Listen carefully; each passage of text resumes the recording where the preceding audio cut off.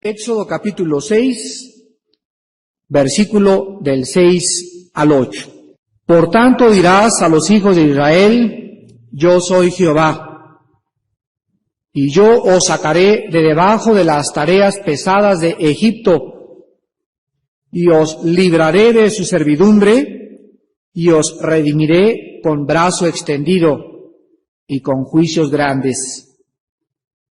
Y os tomaré por mi pueblo, y seré vuestro Dios, y vosotros sabréis que yo soy Jehová, vuestro Dios, que os sacó de debajo de las tareas pesadas de Egipto, y os meteré en la tierra, por la cual alcé mi mano, jurando que la daría a Abraham, a Isaac, a Jacob, y yo os la daré por heredad, yo Jehová. En esta noche vamos a analizar estos tres versículos, el versículo 6, el versículo 7 y el versículo 8, porque como los anteriores 5 versículos, la riqueza de su contenido doctrinal es exquisita. Así que en estos 3 versículos del 6 al 8, quiero compartir con ustedes 7 promesas que Dios le da en estos 3 versículos a su líder Moisés y a su pueblo Israel. En los anteriores 5 versículos que examinamos el lunes pasado, nosotros pudimos descubrir que después de la última queja de Moisés en los últimos versículos del capítulo 5, Dios no lo había regañado, ni tampoco lo disciplinó, ni lo castigó, sino que le dio 4 secretos de la vida espiritual y le alentó, le confortó en su corazón para que Moisés pudiera levantar alas como las águilas y pudiera ser fortalecido para la dura, pesada y tarea que él tenía como líder de cerca de 2 millones de personas en una obra portentosa del liderazgo espiritual, al poder atravesar a tantas miles de personas por un desierto inhóspito, lleno de serpientes, sin supermercados, sin refrescos, sin agua, sin papitas fritas, sin aurrerá, sin zapatero, sin carnicero, sin plomero, sin nadie absolutamente más que la pura y sola presencia de Dios. Después de que Dios le da algunas promesas a Moisés en el último estudio, recordemos que las promesas que se le fueron dadas a Moisés para comunicarlas al pueblo de Israel, todas las promesas de Dios estaban estrechamente ligadas al pacto que Dios había hecho con Abraham y que había confirmado con su hijo Isaac y después con su nieto Jacob. Ahora vamos a considerar estas 7 promesas por Dios a Israel en el tiempo de la angustia en la que Moisés se encontraba emocional y espiritualmente. La primera promesa que Dios le da a Moisés en estos 3 versículos está en el versículo 6 y la encontramos con estas palabras: por tanto dirás a los hijos de Israel, yo soy Jehová. Y yo, y aquí está la primera promesa, os sacaré de debajo de las tareas pesadas de Egipto. La primera promesa que Dios le da a Moisés es que los iba a sacar. Yo voy a tomarlos y los voy a sacar. Sacar es un movimiento rápido, súbito, que nos habla de una nueva posición o de una nueva colocación anterior a la cual estábamos. Los voy a sacar de este servidumbre y de estas pesadas en las que ustedes están sirviendo a los egipcios. Esto nos habla de que la primera etapa de la redención de Dios para su pueblo es librarnos de la servidumbre. La Biblia pinta, la Biblia ilustra la posición en la que nosotros nos encontrábamos antes de servir a Dios, y antes de servir a Dios, todo cristiano se encontraba, y si tú en esta noche no eres cristiano, te encuentras cargando unas cargas tan pesadas en la vida que la Biblia le llama a esta carga la carga del pecado. Y la gente se encuentra con una mochilota grandota cargándola, y por eso la gente anda cargando todos estos años de angustia y de servidumbre, y no sabe que el problema de su vida no es la falta de dinero, no es la falta de trabajo, no es la falta de salud. Realmente el problema de su vida es esa carga de pesada que lo hace ser un siervo, un esclavo de Satanás. Y esta verdad la encontramos, vamos a ver en en Génesis capítulo 15, la primera promesa que Dios le da a Abraham respecto a la libertad de esta carga.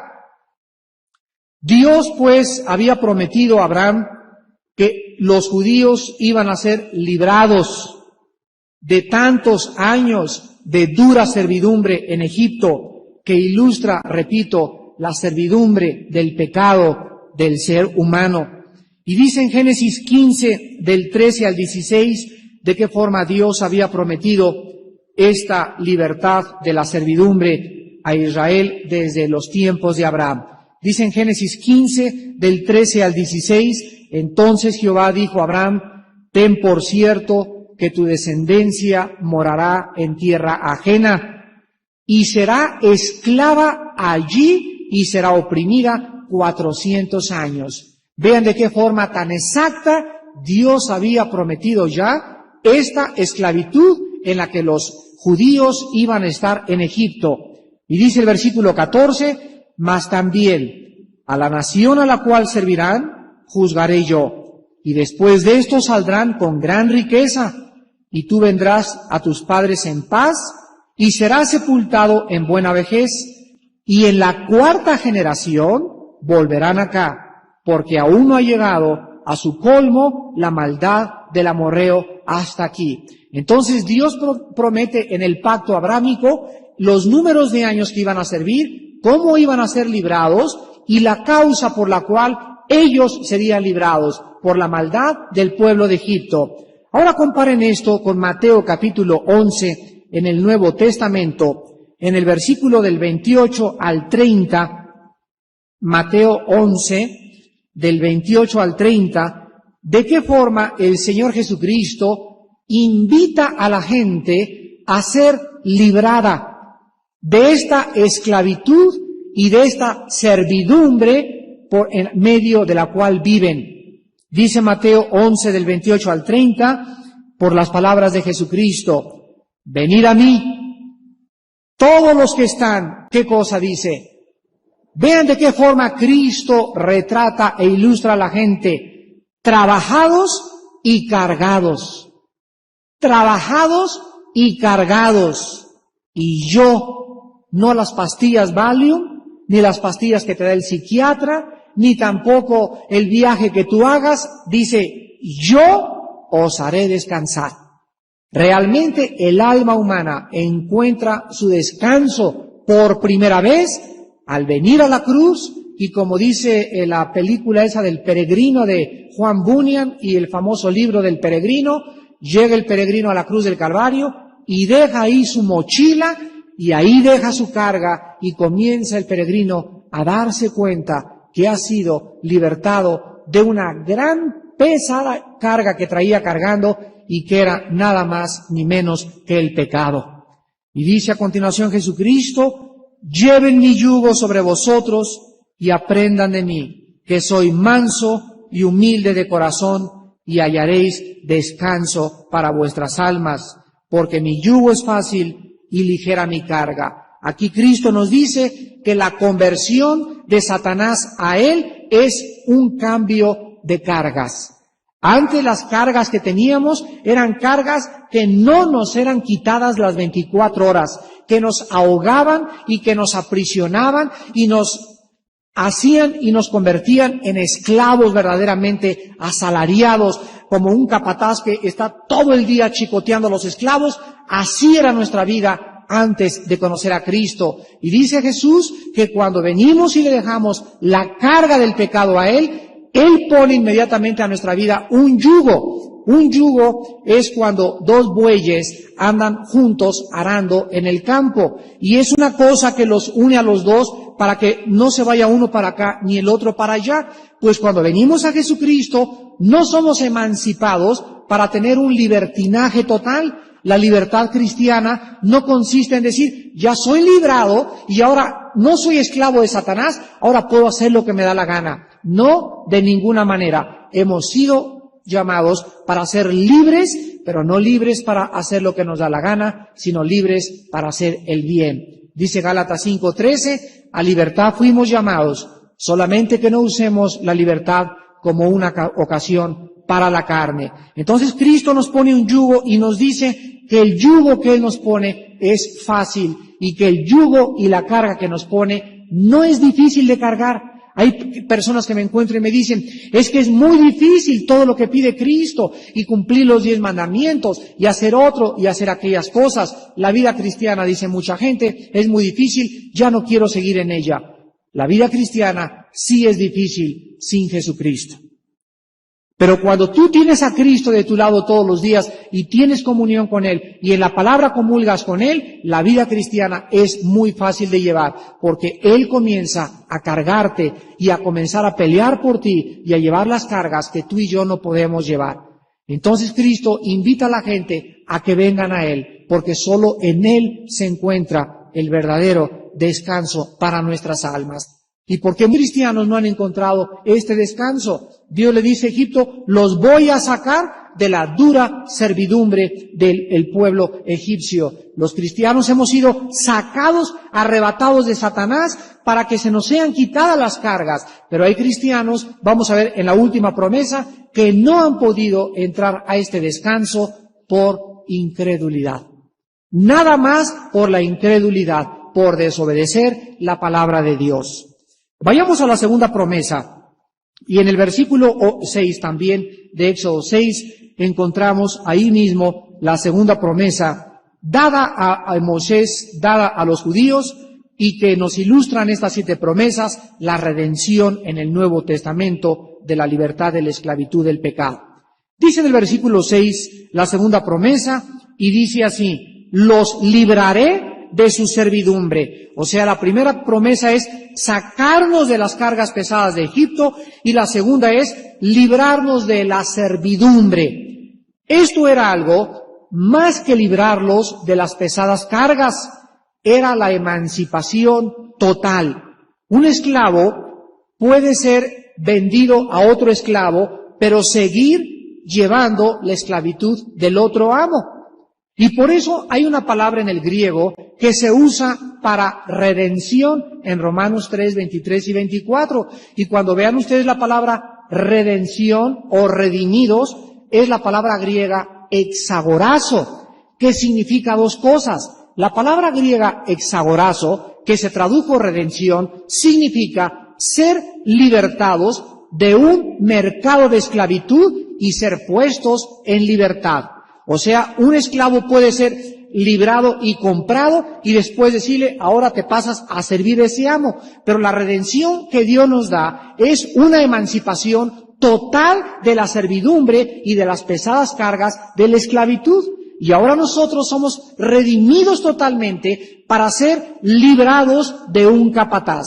Vean Hebreos capítulo 2, del versículo 14 al 15, para que veamos la contraparte de qué forma fuimos librados, no solamente sacados del mercado de esclavos, sino que una vez sacados hemos sido libertados totalmente para que podamos vivir esta libertad que el Espíritu Santo nos da en Jesucristo.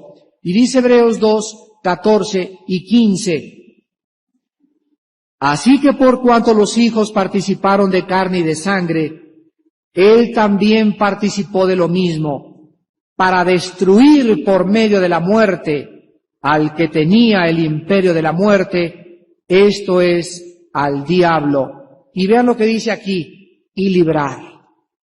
Aquí está la palabra clave, y librar, o sea, dejar libre, soltarle las cadenas a todos los que por el temor de la muerte estaban durante toda la vida sujetos, ¿a qué cosa dice? Vean ustedes de qué forma tan preciosa encontramos el tipo del antitipo en el libro de Éxodo. Aquí dice la Biblia en estos dos versículos que Jesucristo tuvo que encarnarse. El Hijo de Dios tuvo que entrar a un cuerpo igual que el de nosotros, que tuviera carne, así carne, uñas, dedos, orejas, pelo y todo, nariz, y que tuviera sangre como la de un ser humano.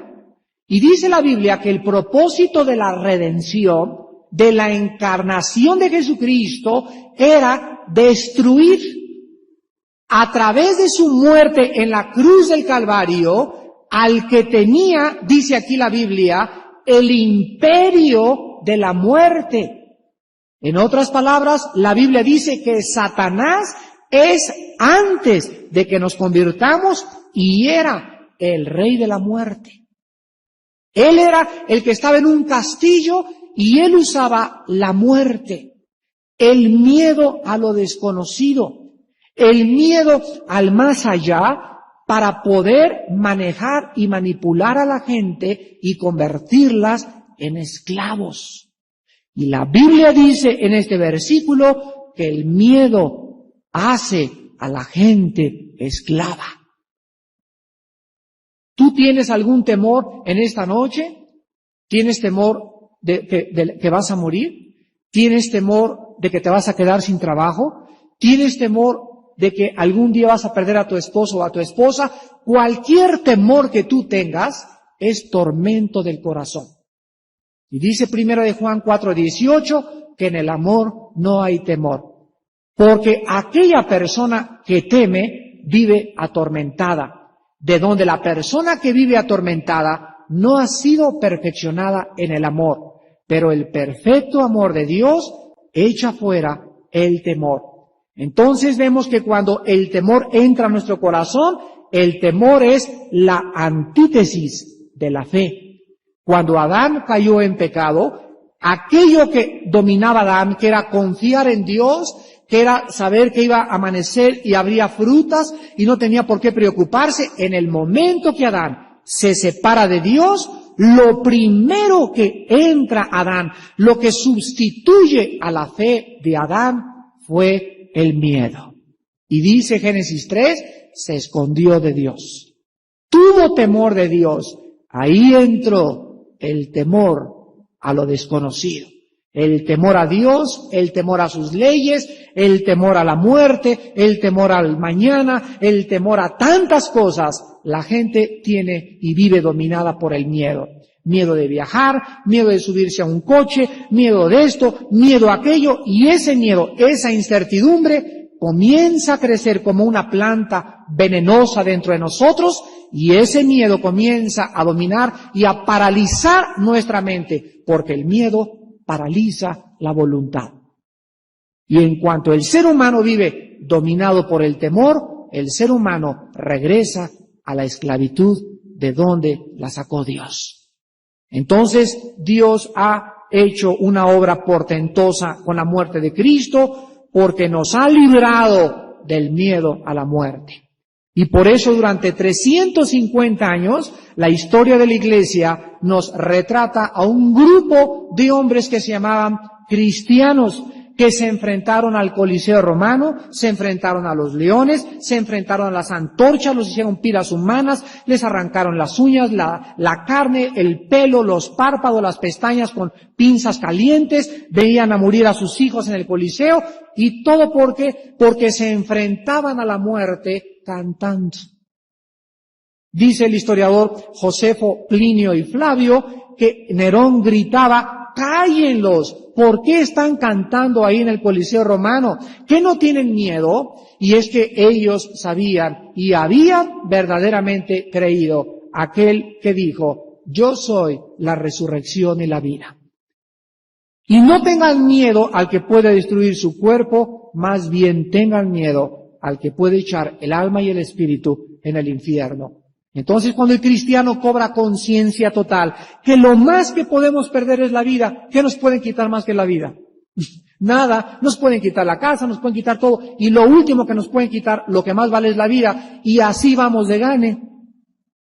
Porque para nosotros el morir es ganancia, entonces vivimos y comenzamos a caminar en la vida sabiendo que no tenemos miedo de nada. Pues ¿de qué podemos tener miedo si ni siquiera la muerte nos puede tocar? ¿Cómo podemos entonces andar en la vida que ¿miedo de qué? ¿De qué? Nos convertimos en más que vencedores. ¿Por qué? Porque hemos sido librados del temor de la muerte. Y de eso es precisamente de lo que se trata la emancipación y la redención cristiana. Nos ha sacado y nos ha librado para que nuestra mente esté libre de adorar a Dios, de glorificar a Dios, porque mientras en la mente haya temor, mientras en la mente haya miedos, mientras en la mente haya obstáculos, la adoración a Dios no puede ser totalmente libre. El perfecto amor echa fuera el temor. En tercer lugar, ahí mismo también en el versículo 6 encontramos la tercera promesa. Por tanto dirás a los hijos de Israel, yo soy Jehová, y os sacaré de Egipto. Primera promesa. Segunda promesa, os libraré de su servidumbre. Y tercera promesa, y os redimiré con brazo extendido y con juicios grandes. La palabra redimir, vuelvo a repetir, es la palabra exagorazo en el griego, que significa comprar y libertar. No solamente nos saca Dios de un mercado de esclavos, sino que nos saca y nos deja libres. ¿Cómo fuimos nosotros en Jesucristo comprados? ¿Cómo fuimos rescatados? Dice la Biblia que las personas que no tienen a Cristo, hagan de cuenta que es un mercado de esclavos, donde hay un amo de todos los esclavos. Y el dueño es el dueño absoluto y amo total de esos esclavos. Dice la Biblia que para que pudiéramos ser sacados de ese mercado de esclavos, tenía que pagarse un precio. Y el precio que tenía que pagarse para que pudiéramos ser sacados era el precio de la sangre de Jesucristo. No fuimos comprados con oro ni con plata. El dueño de nuestras almas, el que nos tenía aprisionados, era el pecado. Y el pecado no podía ser vencido porque la paga del pecado es la muerte, más que con la muerte. Entonces alguien tenía que morir para que nosotros fuéramos sacados de la esclavitud. Pero no podía morir cualquiera de los que estaban dentro del mercado de esclavos, porque ¿cómo pudo un esclavo redimir o comprar a otro esclavo? Tenía que ser alguien relacionado con nosotros, del mismo linaje de nosotros, en el mismo cuerpo que nosotros, para que pudiera pagar con su muerte el pecado de todos esos esclavos. Entonces tenía la persona que pagar por el pecado, venir de otro lado, pero al mismo tiempo ser humano. ¿Cómo lo resolvió Dios? Mediante el nacimiento virginal. La Virgen engendró un hijo, se le puso por nombre Jesús. Ese hombre fue un hombre igual que nosotros, ya vimos, de carne y de sangre, pero la sangre de ese hombre maravilloso, la sangre de nuestro Salvador, era una sangre sin pecado. Era incontaminada y sólo así podía ser pagado el precio para que fuéramos sacados del mercado de la esclavitud. El hombre que moría en la cruz del Calvario no podía ser un hombre común y corriente, porque si hubiera sido un hombre común y corriente, ¿cómo podía su muerte pagar por el precio de nosotros? Tendría primero que pagar por sus pecados y después por los pecados de los demás. El hombre que moría en la cruz tenía que ser hombre, pero también el hombre que pagara por nosotros solo podía ser Dios. ¿Y saben por qué tenía que ser Dios el crucificado? Porque fue a Él a quien ofendimos y solo Él nos puede perdonar. Si hubiera sido un hombre el que colgara en la cruz del Calvario, ¿cómo podía decir ese hombre, Padre, perdónalos? Más bien, ese hombre desde la cruz del Calvario podía decir, Padre, primero perdóname a mí y después perdónalos a ellos. Pero ese hombre que colgaba en la cruz era un hombre santo. Era un hombre que jamás había pecado. Y solo ese hombre podía efectuar con el derramamiento de su sangre el precio de nuestra redención. Por eso es tan importante que ese hombre en la cruz fuera el Mesías prometido. Y el Mesías prometido era Emmanuel, que significa Dios con nosotros.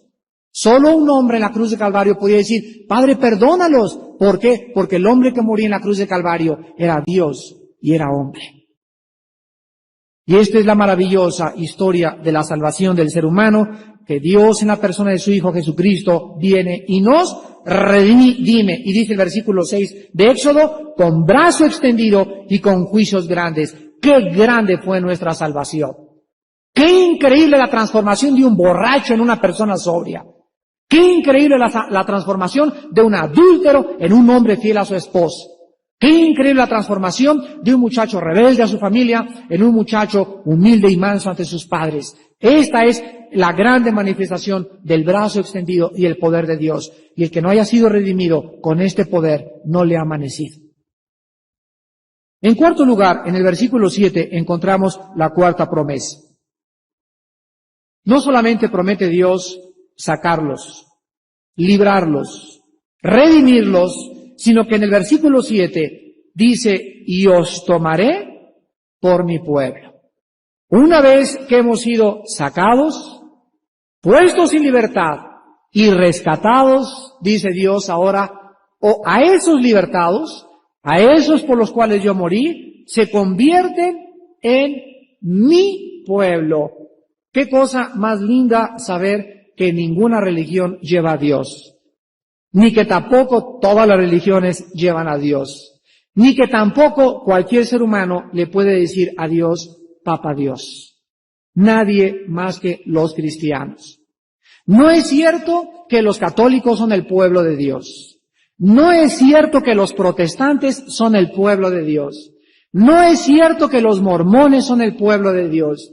No es cierto que los evangélicos somos el pueblo de Dios. No es cierto, no es cierto. Porque entre los evangélicos hay no salvos, entre los protestantes hay no salvos, entre los católicos muchos se van a ir al infierno, entre los mormones se van a ir al infierno. No son las organizaciones el pueblo de Dios. Los que somos el pueblo de Dios somos los que hemos sido sacados, librados y redimidos.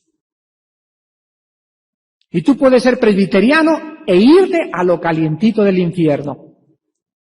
Puedes haber sido bautizado por el Papa mismo en tu casa y el Papa vino a Toluca y te echó agua y te vas y visitas a Satanás en el infierno.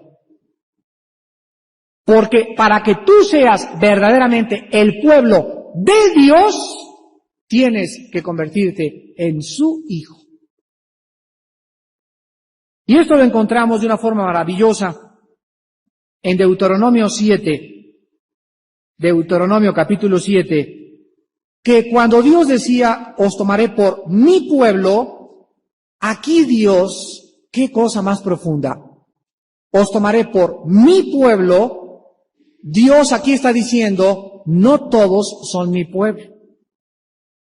O sea, hay chinos, hay mexicas, hay tlaxcaltecas, etcétera, etcétera. Pero no de todos los millones de hombres que hay aquí en la tierra, como dice mucha gente, es que todos somos hijos de Dios. ¿De veras? ¿En dónde lo leíste? ¿En la revista Duda? ¿En el Calimán? ¿O lo hice en alguna telenovela?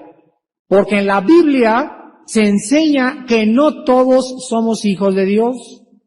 La Biblia enseña claramente, lo vamos a ver al ratito, que a los que le recibieron, a los que creyeron en el nombre del Hijo de Dios, a ellos nada más, a esos poquitos que somos por acá abajo en la tierra, a estos se nos da un privilegio, una potestad, un poder que no todos tienen.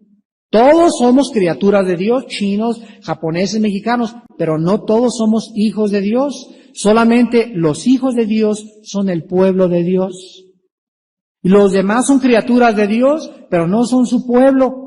Y a los demás que no son su pueblo, Dios no tiene obligaciones con ellos, pero con los que son su pueblo, entramos a formar parte de un pacto eterno.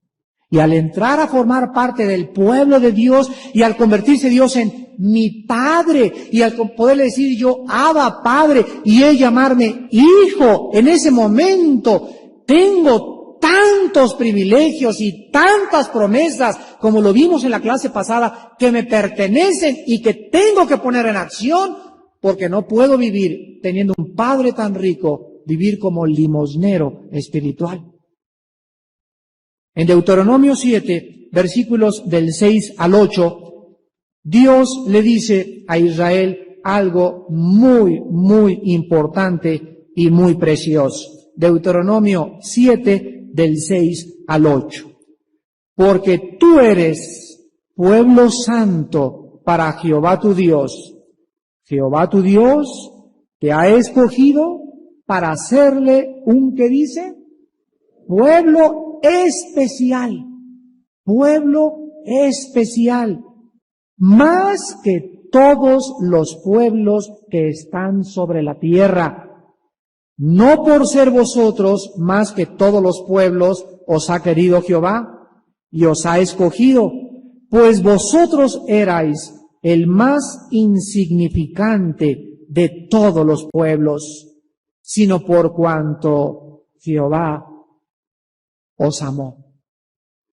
Por cuanto Jehová os amó y quiso guardar el juramento que juró a vuestros padres, os ha sacado Jehová con mano poderosa y os ha rescatado de servidumbre y de la mano de Faraón, rey de Egipto. Aquí los judíos no podían ensoberbecerse y decir, y hacerse así en las uñas, soy hijo de Dios, ustedes son basura y aquí somos privilegiados. No, Dios los recuerda igual que nos recuerda a los cristianos. Si tú en esta noche tienes el privilegio de ser llamado hijo o hija de Dios, recuerda que no había nada en ti por lo cual Dios te escogió. Porque no es por obras, no es porque hayas hecho un convento para monjitas, ni porque te hayas ido a la villa, ni porque hayas sufrido mucho, ni porque te hayan cortado las piernas, ni porque te haya dado lepra en la nariz, ni porque se te ha caído el pelo, ni porque tenías tiña. No, por nada. Dios nos escogió y nos otorgó su gracia, por su gracia soberana, porque fuimos escogidos en Jesucristo desde antes de la fundación del mundo, para que fuéramos su pueblo en especial, su especial tesoro delante de Él. Vean ustedes esto en Juan 1:12 en el Nuevo Testamento. Y el cristiano, en lugar de vivir ensoberbecido igual que los judíos del Antiguo Testamento, debemos siempre vivir con tanta humildad, con tanta mansedumbre, sabiendo que Dios nos escogió no por nada que hubiera en nosotros. Y de esa forma también escogió a la Virgen María. Hay tanta gente que dice, es que María tiene un lugar muy especial, es que lee la Biblia. ¿Qué dice la Biblia? Ella le contesta, yo, la más insignificante de todas las mujeres. Y le dice el ángel, bienaventurada seas María, llena eres de gracia. Y después que dice en Mateo 5, bienaventurados también los de limpio corazón, que somos nosotros. Las bienaventuranzas de la Virgen María es la dicha y la felicidad de nosotros, porque así como no había nada en María para que Dios la escogiera, sino por su gracia soberana, así también nosotros tenemos las bienaventuranzas de Dios, porque no había nada en nosotros, fue simplemente por la soberanía y la gracia de Dios. Entonces, todo lo que hace Dios lo hace por su gracia, no porque haya algo en nosotros que merezca hacer lo que Dios está haciendo en nuestra vida. Y dice en Juan 1:12, mas a todos los que le recibieron, a los que creen en su nombre, les dio potestad de ser hechos hijos de Dios. ¿Y quiénes entonces son el pueblo de Dios? Son aquellos que han creído y le han recibido como su Salvador. No son los que están bajo una organización ni bajo una denominación, sino aquellos que verdaderamente le han recibido como el Hijo de Dios. Entonces Dios le dice al pueblo de Israel, os tomaré por mi pueblo. Y la quinta promesa la encontramos también en el versículo 7 y está relacionada con la cuarta promesa. Y dice la quinta promesa en el versículo 7, os tomaré por mi pueblo y seré. La quinta promesa es, seré vuestro Dios de ustedes. No de los mormones, ni de los budistas, ni de otras religiones. Aquí está diciendo Dios, solamente soy Dios de ustedes. Seré tu Dios, tuyo, nada más de ti. De mi mamá no de tu mamá no. Mi mamá es monjita, aunque sea monjita. Mi mamá es protestante, aunque sea protestante.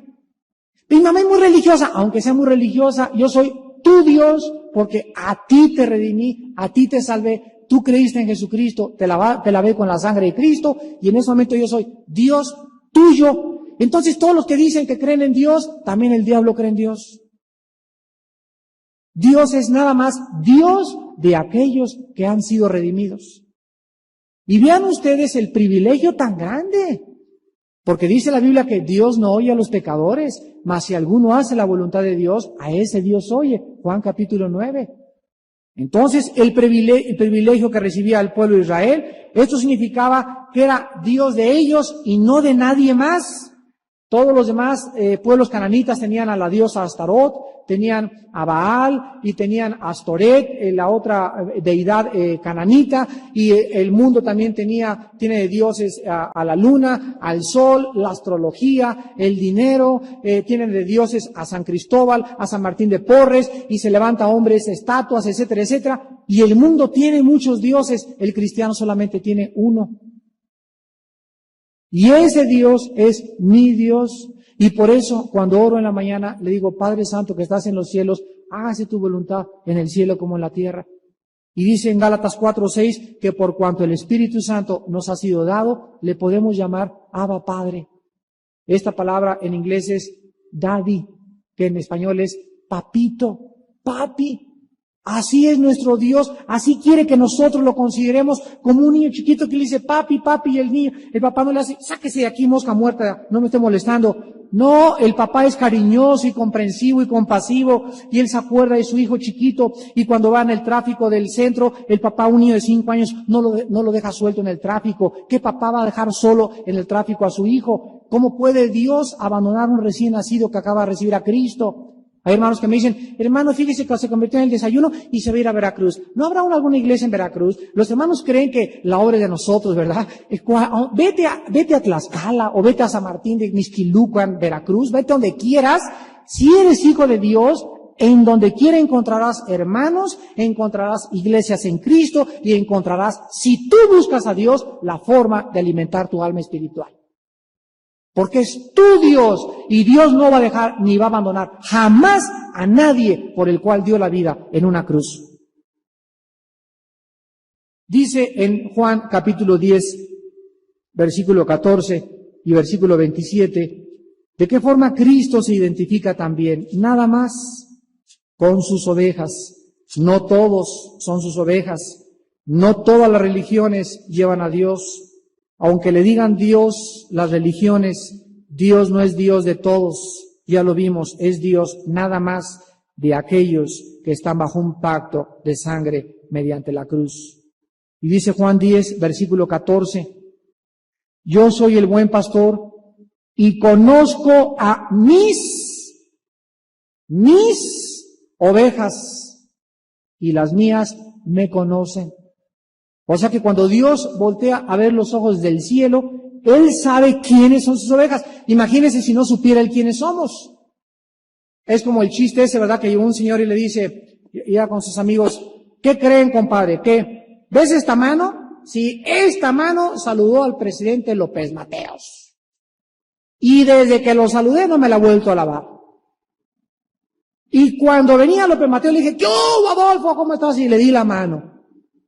Y entonces uno de ellos le dice al otro compadre, mira compadre, no es tan importante que tú conozcas al presidente López Mateos, sino la pregunta es si el presidente López Mateos te conoce a ti. Hay mucha gente, ¿verdad? ¿Qué hubo, Carlitos? ¿Cómo estás? Adiós. Y todos, caray, lo conoce, ¿no? Y el presidente salía de voltear, ¿y este quién será, verdad? Pues hay muchos que lo conocen, pues todo lo vemos en la televisión, en los periódicos, pero él a cuántos, que el presidente viene y te digo, ¿qué hubo, mi Charlie? Ahora sí, ¿verdad? Entonces si eres amigo, ¿qué hubo, mi Tomasito? Entonces sí, él te conoce. Y así hay mucha gente, Dios. Y cuando él venga a decir, ¿a quién me hablan a mí? Yo no los conozco. No todo el que me dice, Dios, no todo el que me dice, Señor, entrará a casa, sino aquel que hizo mi voluntad. Y el que hace mi voluntad, dice Dios, yo lo conozco. ¿Y saben por qué lo conozco? Lo conozco porque yo lo escogí y lo compré con la sangre de mi hijo. Y dice Dios, y Él también sabe que yo soy su Dios. Y como Él sabe que yo soy su Dios, no oye la voz de otro pastor. Ya no oye la voz de la dianética, ni oye la voz de la masonería, ni oye la voz del control mental, ni oye la voz del gurú, ni oye la voz del papa, ni oye la voz de nadie. Oye mi voz. Mis ovejas oyen mi voz. Y la pregunta en esta noche es, si tú, en medio de tantas frecuencias de AM y FM y Radio Rey y tantas cosas, si tú estás entonizado a la misma frecuencia del Espíritu Santo. Porque en el radio hay un tremendo espectro de diferentes frecuencias y solamente hay una frecuencia que es Cristo. Él es el camino, la verdad y la vida. Y Él dijo, nadie va al Padre si no es por mí, si no es a través de Él, si no estás entonado a su frecuencia, las demás voces son voces enemigas a la voz de Cristo. Y dice ahí mismo en Juan 10 el Señor Jesucristo en el versículo 27, mis ovejas, y aquí está, oyen mi voz, y yo las conozco y me siguen. ¿Tú eres cristiano? Si tú eres cristiano, hay dos características en tu vida. Número uno, sabes reconocer la voz de Dios. Y número dos, es muy fácil. Una oveja que sabe que ese es el pastor, la oveja sigue a ese pastor. Y Cristo dijo, si queréis seguir en mí, cargar una cruz, entonces seguirme. Si tú estás realmente siguiendo a Cristo, quiero preguntarte en esta noche, ¿cuál es tu cruz? Porque hay muchos de ustedes que quieren decirse cristianos y quieren seguir a Cristo sin cargar una cruz. Y no se puede seguir a Cristo sin cargar una cruz. Porque nadie que sigue a Jesucristo va sin cruz. Y la cruz puede ser tu suegra, tu esposa, tu esposo, tus padres, algún aguijón en la carne que por ahí Dios te haya permitido, pero nadie puede decir, es que yo quisiera ser cristiano pero sin mi esposa. Yo quisiera ser cristiano pero sin el plátano de mi esposo tan feo. Yo quisiera ser cristiano pero si no tuviera el padre que tengo y la madre que tengo son tan injustos. Ay hermano, me quiero al instituto bíblico porque aguanto tanto problema en mi casa con mis padres. Es que no entienden que los problemas son las cruces que Dios permite para forjar nuestro carácter. Entonces, si tú eres oveja de Cristo y lo estás siguiendo y Él es tu Dios, tú lo sigues a la forma de Dios. En sexto lugar, en el versículo 8 de Éxodo 6, encontramos la sexta promesa de Dios. Y dice Dios, no solamente los sacaré. Número 1, 2, los libraré. 3, los redimiré. 4, los tomaré. 5, seré vuestro Dios. Y 6, versículo 8, y os meteré en la tierra. Aquí encontramos que todo lo que hace Dios, vean ustedes, desde que Dios saca y salva a una persona, hay un plan. Hay un plan perfecto. Y el plan de Dios no es solamente que tú te conviertas y ya, calentar el domingo el asiento de la iglesia, tomar estudios bíblicos y ya, no. Dios quiere colocarnos y sacarnos de una posición e introducirnos a un lugar. En el caso de los judíos era sacarlos de Egipto, redimirlos, librarlos, sacarlos de la esclavitud y llevarlos ¿a dónde? ¿A dónde tenía Dios planeado meterlos? Dice, los quiero meter a ese lugar. Ese era el objetivo final de la redención, Canaán. Entonces, entre Egipto y donde los iba a meter Dios, ¿qué había en medio? Un desierto, dice Deuteronomio 8, del 2 al 4, de pruebas. Y en estas pruebas ellos iban a demostrar ¿qué cosa? Iban a demostrar que habían sido redimidos, sacados, tomados y el pueblo de Dios. Y si ellos en la prueba demostraban eso, entrarían a Canaán. Y de los 2 millones, ¿cuántos entraron? Josué y Caleb, de 2 millones. Y si ustedes leen Hebreos capítulo 4 y Hebreos capítulo 3, Hebreos 3 y 4, ahí encuentran por qué no entraron y ahí encuentran por qué.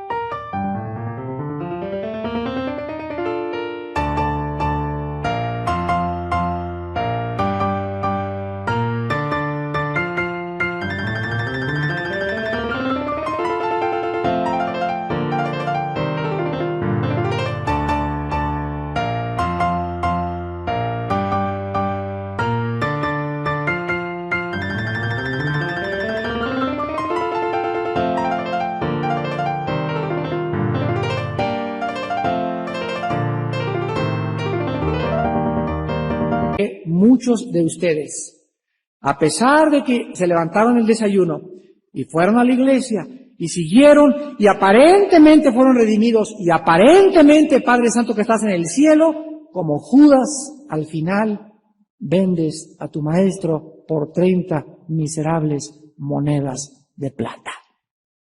¿Cuándo viene la traición? Cuando viene la prueba a tu vida.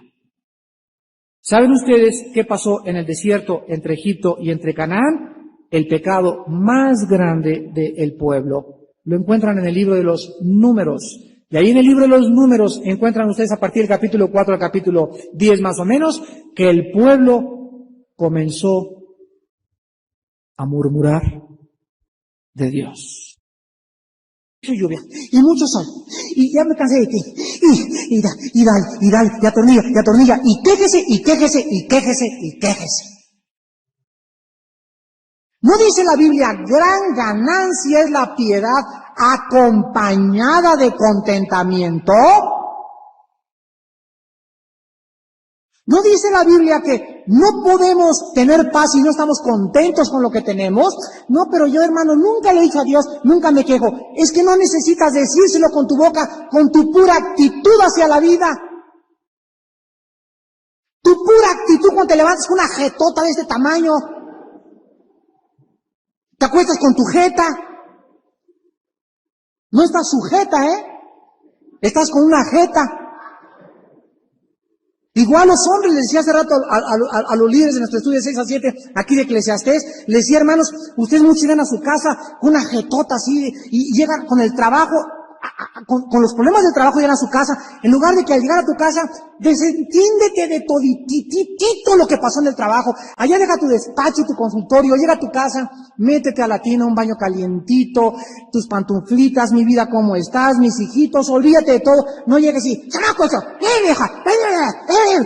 Y toda tu casa está aterrorizada, parece que el monstruo de la Laguna Negra llegó ahí en la noche a su casa. ¿A eso le llamas estar contento? ¿A eso le llamas comunicar a tu familia que Dios te dio para que la cuidáramos y la adoráramos y la sirviéramos y la protegiéramos? ¿A eso le llamas tú estar contento? Con esa actitud con que llegas del trabajo a tu casa, ¿qué le estás diciendo a Dios? ¿Qué le estás diciendo a tu familia? Que no estás contento con tu vida, que eres un viejo amargado o una vieja amargada, ¿verdad? Y nuestra actitud hacia la vida refleja nuestra fe en Dios. Pues así estuvo el pueblo de Egipto y no entraron a Canaán. Entonces, vean ustedes en Hebreos 4, ¿por qué no entraron? ¿Y por qué hay tanto cristiano tan amargado y tan fuchi, hasta huelen feo? Tanto cristiano, quéjese y de todo les molesta y siempre están con una cara así de nuez garapiñada, siempre destilando veneno y chismes. Y llegas a la casa y la hermana con una cara así, ¿verdad? Pero una cara que parece que le exprimieron un limón hasta en las orejas de la amargura que trae.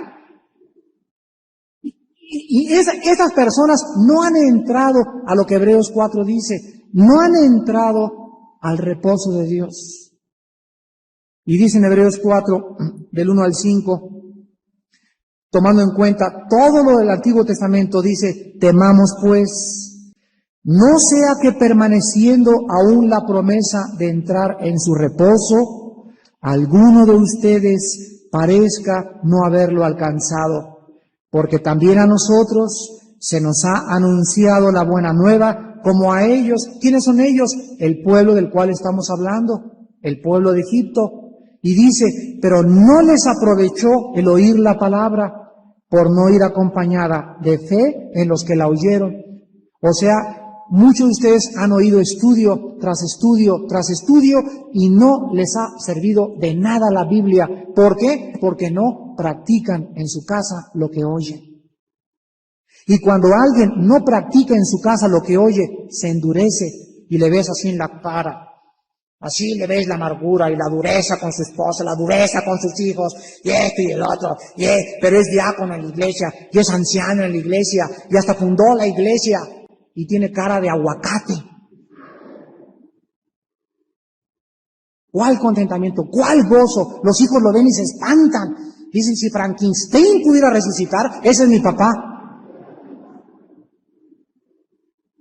Y dice el versículo 3, pero los que hemos creído, entramos en su reposo de la manera que dijo, por tanto, juré en mi ira, no entrarán en mi reposo, aunque las obras suyas estaban acabadas desde la fundación del mundo, porque en cierto lugar dijo así del séptimo día, y reposó Dios de todas sus obras en el séptimo día. Y otra vez aquí, no entrarán en mi reposo. Quiero que vean ustedes esto antes de acabar con la última promesa, que Dios jura. Dios jura, y Dios, como jura Dios para el bien, Dios jura también para el mal. Y dice Dios, te juro por mi nombre que te voy a bendecir. Y voy a bendecir tu entrada, tu salida, el fruto de tu vientre, tu trabajo y todo lo que hagas. Cuando te acuestes no tendrás miedo de saeta nocturna, por cuanto en mí has confiado. Pero así como te juro que te voy a bendecir porque has confiado en mí, les juro también que los que murmuran y los incrédulos, se los juro, no entrarán nunca a mi reposo. Y si ustedes se acuerdan del versículo 1, dice, aún queda la promesa de entrar en su reposo. O sea, que hay muchos cristianos ahorita aquí en esta noche que tienen 3 o 4 años en Cristo y no han entrado al reposo de Dios. ¿Cuál es el reposo de Dios? El reposo de Dios es un estado de tranquilidad y de confianza de que todo está bien en las manos de mi Padre. Es levantarme en la mañana, no antier, no hace 4 días, es todos los días, levantarme y venir a su presencia para saber que todo está bien. Y después de estar en oración con Él en la mañana, ir a hacer mis huevitos, y mi esposo esto y el otro, y mis hijos esto y el otro, pero en mi vida durante las 24 horas reina un estado de quietud, de tranquilidad, de ausencia de ansiedad y de ausencia de incertidumbre, porque vivo en el reposo de Dios. Y este reposo solamente puede ser y les pertenece a aquellos que en Dios está su fortaleza, que en Dios está su amparo y su pronto auxilio en todas las tribulaciones.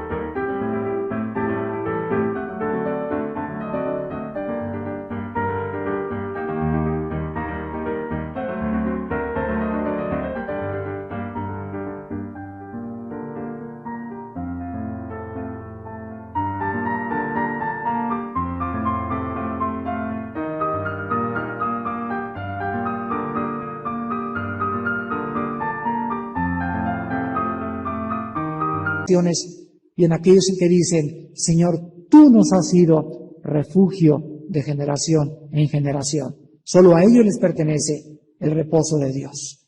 Y creo que es hora que muchos de ustedes ya entren a ese reposo, porque es horrible vivir la vida cristiana con esta amargura y esta falta de contentamiento por los problemas que todos los días la vida nos presenta. Y la última promesa la encontramos en el versículo 8, y nos dice no solamente que los iba a meter en la tierra por la cual alcé mi mano jurando que la daría a Abraham e Isaac, sino que dice en último lugar, y la daré por heredad.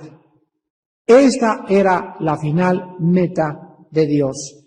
Quiero que ustedes entren a ese estado de tranquilidad y de reposo para que mientras ustedes vivan en esta tierra tengan parte de mi herencia en su corazón. Mi paz os dejo, mi paz os doy. No la doy como el mundo la da, dice el Señor. La paz de Cristo es la paz que sobrepasa todo entendimiento. Dios pues quiere redimirnos y rescatarnos, y lo hizo en nuestra salvación, no solamente para que le conozcamos y tenga mi esposa y mis hijos y mi trabajo, sino para que en los cortos días que me quedan, en la corta vida que nos queda en este planeta. A lo mejor son meses que nos quedan de vida. Tengamos paz. Colosenses 3:15, la paz de Dios gobierne en vuestros corazones. Filipenses 4:6 y 7, por nada estéis afanosos, sino sean conocidas vuestras peticiones delante de Dios, y la paz de Cristo, que sobrepasa todo entendimiento, guardará vuestros corazones y vuestros pensamientos en Cristo Jesús. Esta es la vida que Él dijo, he venido para que tengan vida y para que la tengan en abundancia. Esta es la vida llena del Espíritu Santo. El fruto del Espíritu es amor, gozo, paz. Isaías 26:3, tú guardarás en completa paz a aquel cuyo pensamiento en ti persevera, porque en ti ha confiado. Confiad en el Señor, en Él está la fortaleza de los siglos. En esta vida que te queda, hermano y hermana en Jesucristo, quiero despedirme en esta noche haciéndote esta pregunta. Después de todo el programa de Dios, ¿en cuál etapa te encuentras de estas 7 promesas? ¿Te encuentras acaso nada más en la segunda? ¿Te ha redimido o te ha librado de la servidumbre? ¿Ya lo sabes? ¿O te encuentras en la última etapa? La razón por la cual finalmente Dios quiere que disfrutemos nuestra vida cristiana. Te encuentras ya en Canaán. En esa tierra de reposo en tu corazón, donde tus enemigos han sido sacados de tu vida, ya sacaste el adulterio, ya sacaste la fornicación, ya sacaste el robo, sacaste la codicia, y cuando sacaste tus enemigos, así como los israelitas tenían que sacar primero a los cananitas para disfrutar Canaán, así nosotros no podemos disfrutar la paz si tenemos enemigos dentro de nosotros. ¿Habrá algún enemigo en tu vida que no has conquistado todavía? ¿Alguna pasión secreta que te domina todavía? Hasta que tú no saques ese enemigo de tu corazón, no podrás entrar a la heredad de Dios. Despidámonos en oración. Te damos gracias por tu palabra, Señor, y te damos gracias porque todo lo que hiciste con el pueblo de Israel lo has repetido con tu iglesia. Nos sacaste de las pesadas tareas en las cuales servíamos a Satanás. Nos libraste del temor de la muerte. Nos redimiste con brazo extendido. Nos tomaste por tu pueblo. Te has convertido en nuestro Dios. Nos quieres ahora meter en la tierra para que comencemos a disfrutar la herencia que Jesucristo con su sangre ganó en la cruz. Padre, te pedimos en esta noche que esta herencia sea ya una realidad en muchos de los aquí presentes y que los que todavía no han comprendido, sobre todo los que todavía en esta noche están ahí en el desierto, dando vueltas y vueltas y vueltas. ¿Cuántos cristianos tienen ya 4, 3, 5 años, vueltas y vueltas y vueltas? Nunca han crecido igual de carnales, igual de desesperados, igual de impacientes y no han podido entrar a la tierra prometida. ¿Por qué? Por incredulidad, porque no confían en ti, porque son desobedientes y tú juras en esta noche, ahí te vas a quedar. Pueblo que siempre anda divagando en su corazón. Nunca quieren creer realmente en mí, ahí se quedarán. Nunca entrarán ni a la herencia de la paz, ni tampoco al reino de los cielos. Te damos gracias por tu palabra y por aquellos que han entrado ya y están en esta noche disfrutando la herencia tan preciosa de una vida de paz y tranquilidad a través de la conquista de los enemigos y de los vicios mediante el poder del Espíritu Santo. Gracias, Señor, en Jesucristo, nuestro libertador. Amén.